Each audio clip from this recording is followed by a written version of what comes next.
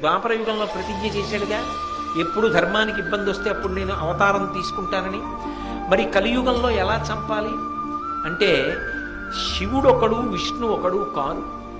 అందుకే విష్ణువుగా ఆయన చేసిన ప్రతిజ్ఞ నిలబెట్టడానికి కలియుగంలో రాక్షసులకు శరీరం ఉండదు కనుక మనిషి మనసులో కూర్చున్న రాక్షసుడు తొలగిపోవాలి అంటే వాడికి మంచి విషయాల మీద అనురక్తి కలగాలి, భగవంతుని యందు భక్తి కలగాలి, శాస్త్రమునందు విశ్వాసం కలగాలి, వినయంతో జీవించడం రావాలి.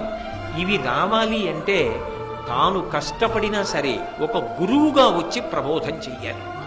అందుకే ఒక రాముడిలా ధనస్సు బాణాలు పట్టుకు రాలా, ఒక కృష్ణుడిలా అవసరమైతే నేను చక్రాన్ని ప్రయోగిస్తానని పట్టుకోవడానికి సుదర్శన చక్రధారణ చెయ్యల. ఆదిశంకరాచార్యుల వారిగా అవతార స్వీకారం చేశాడు. చేసి యావత్ భారతదేశాన్ని కూడా పాదచారి అయి పర్యటించాడు. నేను గంగా స్నానం చెయ్యాలనుకోండి, ఏ కాశీ పట్టణానికో వెళ్ళాలి, గంగయే నన్ను అనుగ్రహించి బయలుదేరి మా ఇంటి ముందుకు వచ్చిందనుకోండి, నేను ఎంత అదృష్టవంతుణ్ణో.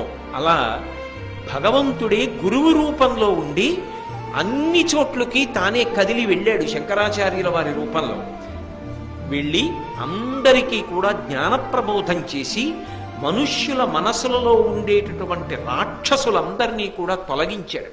తొలగించడం కాదు, ఎప్పుడో శంకరాచార్యుల వారిగా వస్తే సరిపోదేమోనని ఆయనే మళ్ళీ మళ్ళీ అవతార స్వీకారం చేశాడు.